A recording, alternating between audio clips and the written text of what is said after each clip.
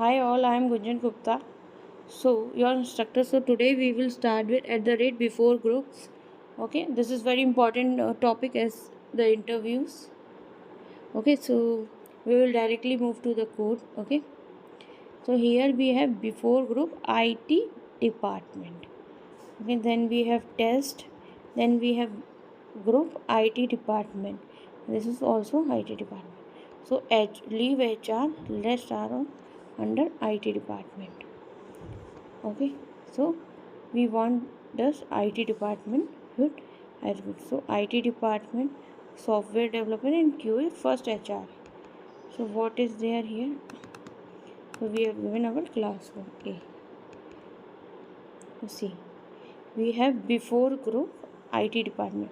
So this will execute, and then before group is there, so it will execute the before this two, because this is our group, this is our before group.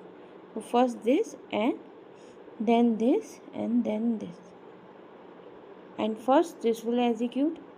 Okay, then this line will execute, then this and then this. Like this the execution will take place. Okay, so if you have any question related to this video, please do comment. Thank you for watching my video. Please like my video, do subscribe and do share. Thank you. Bye bye.